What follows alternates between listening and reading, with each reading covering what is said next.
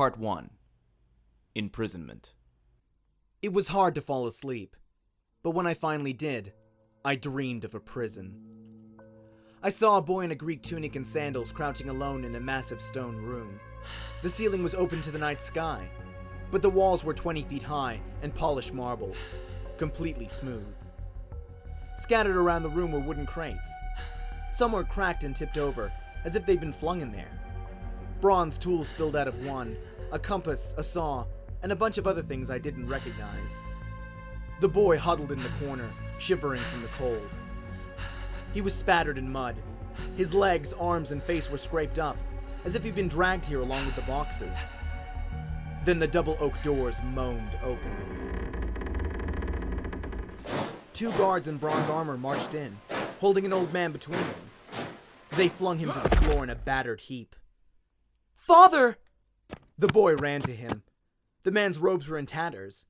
His hair was streaked with gray, and his beard was long and curly. His nose had been broken. His lips were bloody. The boy took the old man's head in his arms.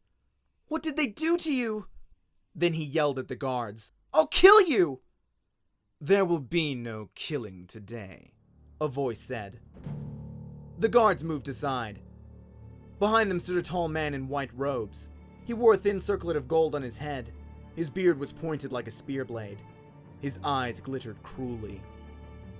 "You helped the Athenian kill my Minotaur, Daedalus. You turned my own daughter against me." "You did that yourself, your majesty," the old man croaked.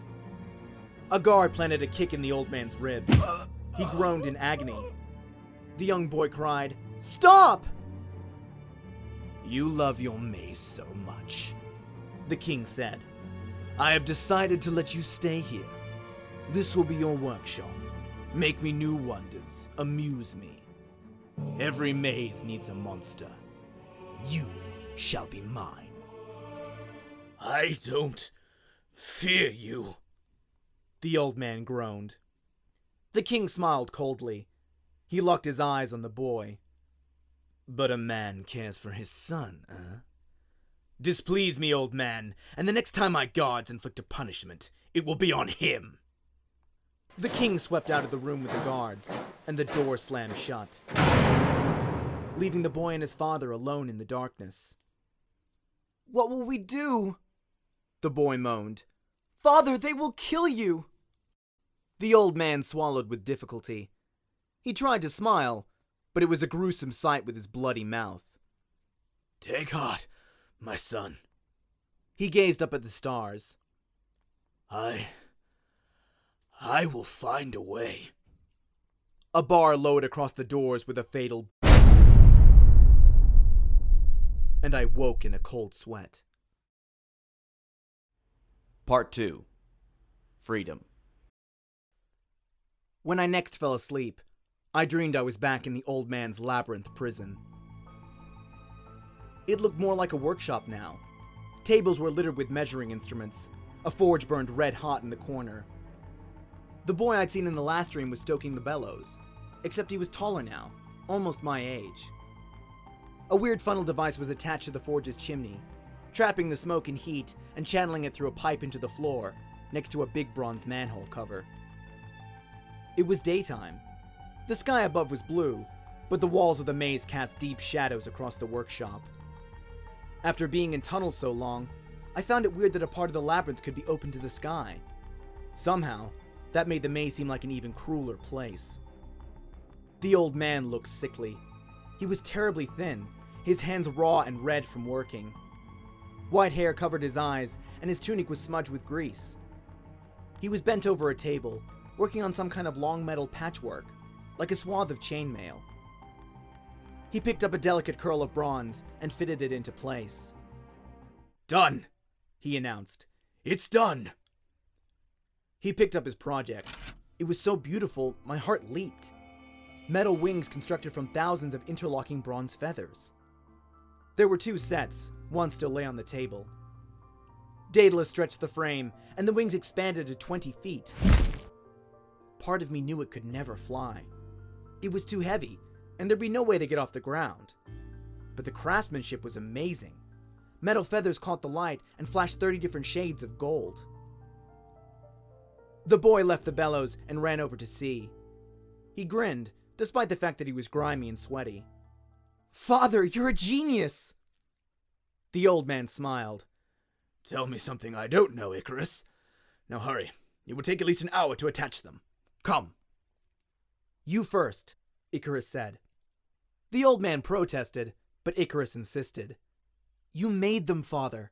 You should get the honor of wearing them first." The boy attached a leather harness to his father's chest, like climbing gear, with straps that ran from his shoulders to his wrists. Then he began fastening on the wings, using a metal canister that looked like an enormous hot glue gun. The wax compound should hold for several hours, Daedalus said nervously as his son worked. but we must let it set first. We would do well to avoid flying too high or too low. The sea would wet the wax seals. And the sun's heat would loosen them. The boy finished. "Yes, father, we've been through this 1,000,000 times. One cannot be too careful. I have complete faith in your inventions, father. No one has ever been as smart as you." The old man's eyes shone. It was obvious he loved his son more than anything in the world. Now I will do your wings, and give mine a chance to set properly. Come! It was slow going. The old man's hands fumbled with the straps. He had a hard time keeping the wings in position while he sealed them. His own metal wings seemed to weigh him down, getting in his way while he tried to work. Too slow, The old man muttered. I am too slow. "Take your time, father," the boy said. "The guards aren't due until..." The workshop doors shuddered. Daedalus had barred them from the inside with a wooden brace, but they still shook on their hinges. "Hurry!" Icarus said. Something heavy was slamming into the doors. The brace held, but a crack appeared in the left door. Daedalus worked furiously. A drop of hot wax spilled onto Icarus's shoulder. The boy winced, but did not cry out. When his left wing was sealed to the straps, Daedalus began working on the right. We must have more time, Daedalus murmured. They are too early. We need more time for the seal to hold. "It'll be fine," Icarus said, as his father finished the right wing. "Help me with the manhole." The door splintered, and the head of a bronze battering ram emerged through the breach. Axes cleared the debris, and 2 armed guards entered the room, followed by the king with the golden crown and the spear-shaped beard. Well, well, The king said with a cruel smile. going somewhere? Daedalus and his son froze, their metal wings glimmering on their backs. We're leaving, Minos, The old man said. King Minos chuckled. I was curious to see how far you'd get on this little project before I dashed your hopes. I must say, I'm impressed. The king admired their wings. You look like metal chickens, He decided. Perhaps we should pluck you and make a soup. The guards laughed stupidly. Metal chickens, One repeated. soup. "Shut up," the king said. Then he turned again to Daedalus. You let my daughter escape, old man. You drove my wife to madness. You killed my monster and made me the laughingstock of the Mediterranean. You will never escape me. Icarus grabbed the wax gun and sprayed it at the king, who stepped back in surprise. The guards rushed forward, but each got a stream of hot wax in his face. "The vent!" Icarus yelled to his father. Get them! Minos raged. Together, the old man and his son pried open the manhole cover, and a column of hot air blasted out of the ground. The king watched, incredulous, as the inventor and son shot into the sky on their bronze wings, carried by the updraft. Shoot them! The king yelled, but his guards had brought no bows. One threw his sword in desperation, but Daedalus and Icarus were already out of reach. They wheeled above the maze in the king's palace, then zoomed across the city of Knossos and out past the rocky shores of Crete. Icarus laughed. "Ha ha ha ha ha! Free, father! You did it!" The boy spread his wings to their full limit and soared away on the wind. Wait! Daedalus called. Be careful! But Icarus was already out over the open sea, heading north and delighting in their good luck. He soared up and scared an eagle out of its flight path, then plummeted toward the sea like he was born to fly, pulling out of a nosedive at the last second, his sandals skimming the waves. Stop that! Daedalus called, but the wind carried his voice away. His son was drunk on his own freedom. The old man struggled to catch up, gliding clumsily after his son. They were miles from Crete, over deep sea, when Icarus looked back and saw his father's worried expression. Icarus smiled. "Don't worry, father! You're a genius! I trust your handiwork!" The first metal feather shook loose from his wings and fluttered away. Then another. Icarus wobbled in midair. Suddenly he was shedding bronze feathers, which twirled away from him like a flock of frightened birds. Icarus! His father cried. Glide! Extend the wings! Stay as still as possible! But Icarus flapped his arms, desperately trying to reassert control. The left wing went first, ripping away from the straps. "Father!" Icarus cried. And then he fell. The wing stripped away until he was just a boy in a climbing harness and a white tunic, his arms extended in a useless attempt to glide. I woke with a start, feeling like I was falling. The corridor was dark. In the constant moaning of the labyrinth, I thought I could hear the anguished cry of Daedalus, calling his son's name, as Icarus, his only joy, plummeted toward the sea, 300 feet below. Part 3. Choice. The next time I dreamed, I stood at the top of a stone tower, overlooking rocky cliffs and the ocean below. The old man Daedalus was hunched over a work table, wrestling with some kind of navigational instrument, like a huge compass. He looked years older than when I'd last seen him. He was stooped and his hands were gnarled. He cursed in ancient Greek and squinted as if he couldn't see his work, even though it was a sunny day. "Uncle!" a voice called. A smiling boy about Nico's age came bounding up the steps, carrying a wooden box. Hello, Perdix, the old man said, though his tone sounded cold. Done with your projects already? Yes, uncle, they were easy. Daedalus scowled. Easy? The problem of moving water uphill without a pump was easy? Oh yes, look! The boy dumped his box and rummaged through the junk. He came up with a strip of papyrus and showed the old inventor some diagrams and notes. They didn't make any sense to me, but Daedalus nodded grudgingly. I see. Not bad. The king loved it, Perdix said. He said I might be even smarter than you. Did he now? But I don't believe that. I'm so glad Mother sent me to study with you. I want to know everything you do. Yes, Daedalus muttered. So when I die, you can take my place, huh? The boy's eyes widened. Oh no, uncle, but I've been thinking. Why does a man have to die anyway? The inventor scowled. It is the way of things, lad. Everything dies but the gods. But why? The boy insisted.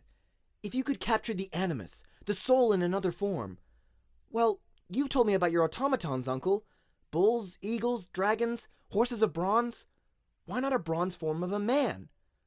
No, my boy, Daedalus said sharply.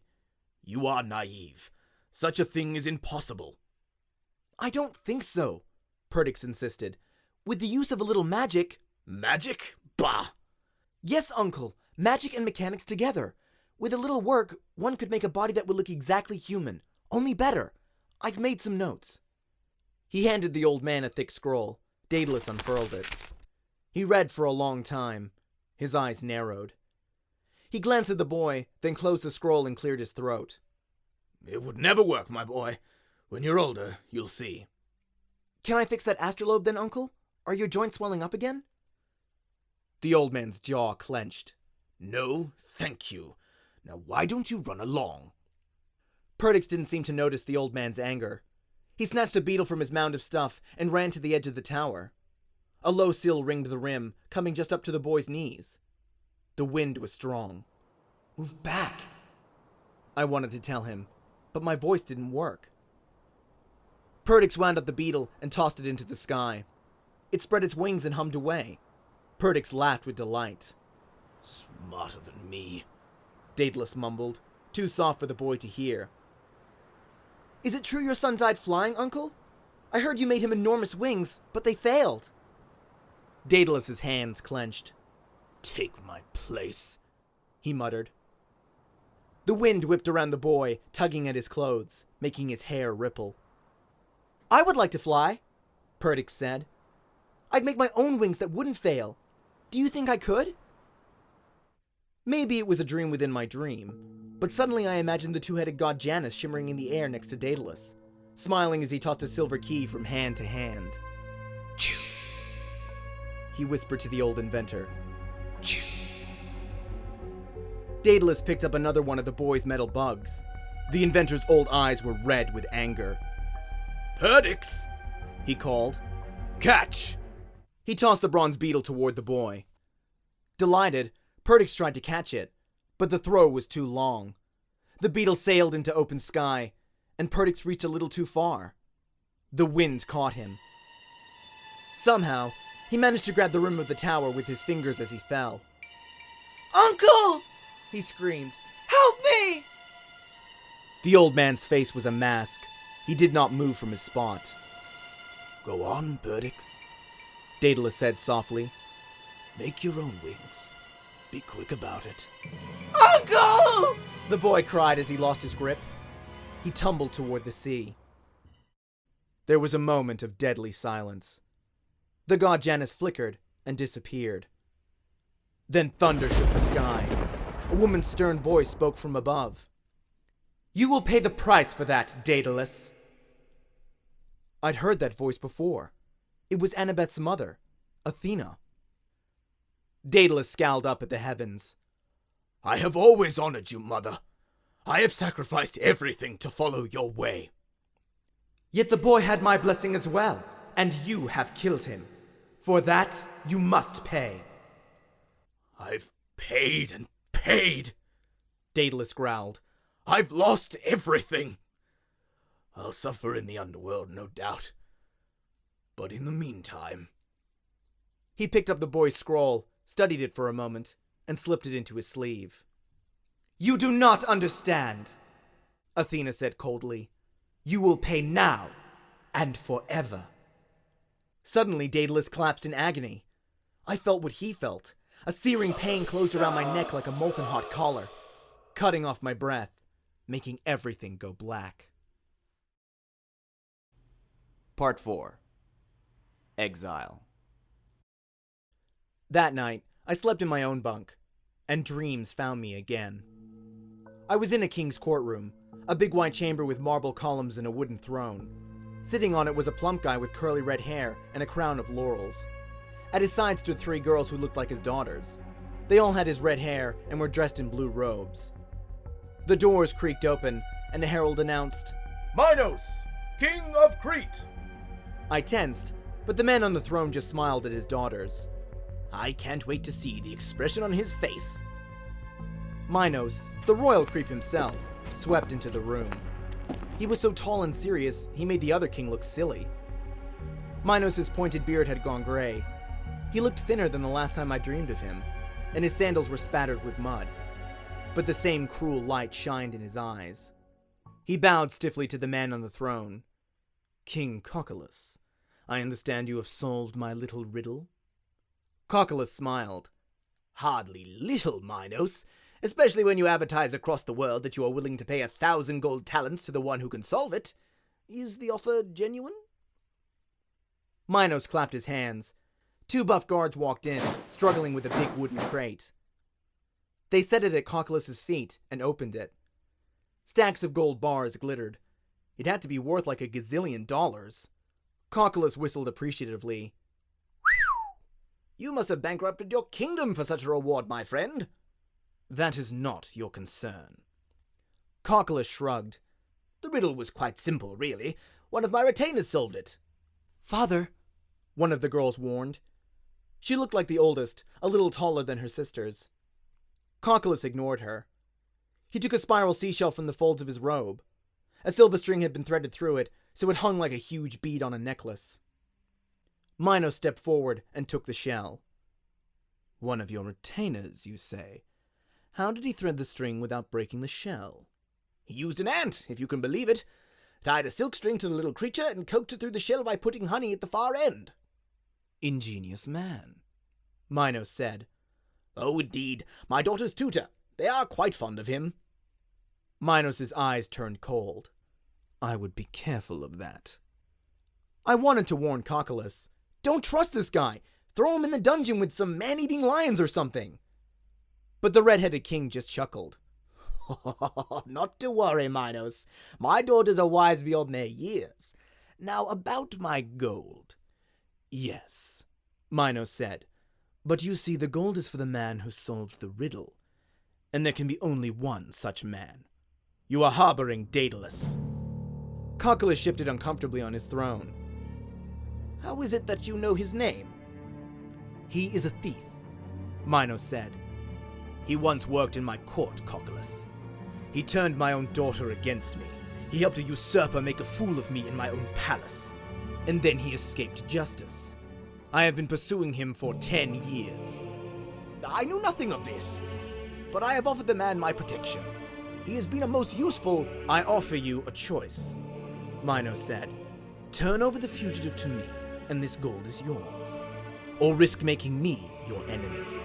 You do not want Crete as your enemy. Cocculus paled. I thought it was stupid for him to look so scared in the middle of his own throne room. He should have summoned his army or something. Minos only had 2 guards. But Cocculus just sat there sweating on his throne. Father, his oldest daughter said, you can't. Silence, Elia. Cocculus twisted his beard. He looked again at the glittering gold. This pains me, Minos. The gods do not love a man who breaks his oath of hospitality. The gods do not love those who harbor criminals either.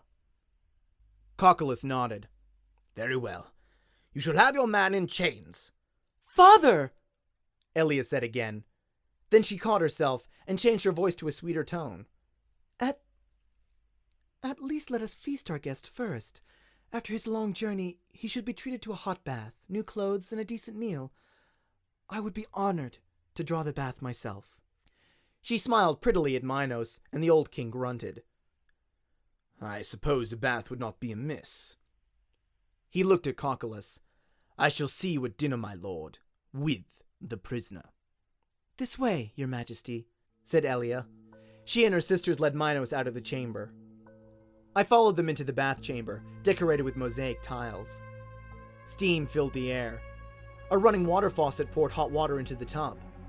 Elia and her sisters filled it with rose petals, and something that must have been ancient Greek Mr. Bubble, because soon the water was covered with multicolored foam. The girls turned aside as Minos dropped his robes and slipped into the bath. Ah, he smiled. An excellent bath. Thank you, my dears. The journey has been long indeed. You have been chasing your prey 10 years, my lord? Elia asked, batting her eyelashes. You must be very determined. I never forget a debt. Minos grinned. Your father was wise to agree to my demands. Oh, indeed, my lord, Elia said. I thought she was laying on the flattery pretty thick, but the old guy was eating it up. Elia's sisters trickled scented oil over the king's head.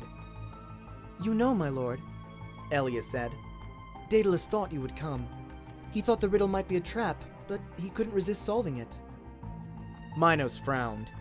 Daedalus spoke to you about me? Yes, my lord. He is a bad man, princess. My own daughter fell under his spell. Do not listen to him.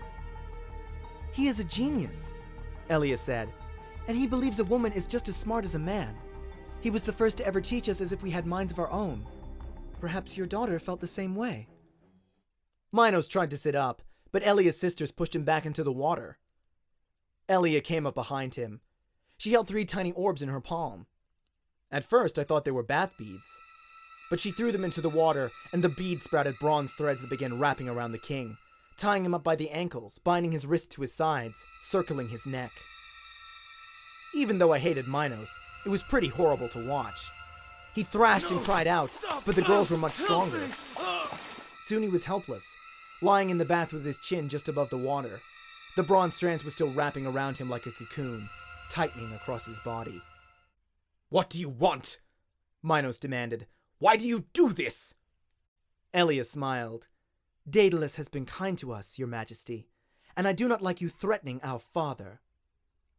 You tell Daedalus, Minos growled. You tell him I will hound him even after death. If there is any justice in the underworld, my soul will haunt him for eternity. Brave words, your majesty, Elia said. I wish you luck finding your justice in the underworld. And with that, the bronze threads wrapped around Minos' face, making him a bronze mummy. The door of the bathhouse opened. Daedalus stepped in, carrying a traveler's bag. He trimmed his hair short. His beard was pure white. He looked frail and sad, but he reached down and touched the mummy's forehead. The threads unraveled and sank to the bottom of the tub. There was nothing inside them. It was as if King Minos had just dissolved. A painless death, Daedalus mused. more than he deserved. Thank you, my princesses. Elia hugged him. You cannot stay here, teacher. When our father finds out... Yes, Daedalus said. I fear I have brought you trouble. Oh, do not worry for us. Father will be happy enough taking that old man's gold, and Crete is a very long way away. But he will blame you for Minos' death. You must flee to somewhere safe. Somewhere safe, The old man repeated. For years I have fled from kingdom to kingdom, looking for somewhere safe. I fear Minos told the truth. Death will not stop him from hounding me. There is no place under the sun that will harbor me once word of this crime gets out. Then where will you go? Elia said. A place I swore never to enter again. Daedalus said. My prison may be my only sanctuary. I do not understand. Elia said. It's best you do not. But what of the underworld? One of her sisters asked. Terrible judgment will await you. Every man must die. Perhaps. Daedalus said. Then he brought a scroll from his traveling bag. The same scroll I'd seen in my last dream, with his nephew's notes. Or perhaps not. He patted Elia's shoulder, then blessed her and her sisters. He looked down once more at the coppery threads glinting in the bottom of the bath. Find me if you dare, king of ghosts. He turned toward the mosaic wall and touched a tile. A glowing mark appeared, a Greek delta, and the wall slid aside. The princesses gasped. You never told us of secret passages, Elia said. You have been busy. The Labyrinth has been busy. Daedalus corrected. Do not try to follow me, my dears, if you value your sanity.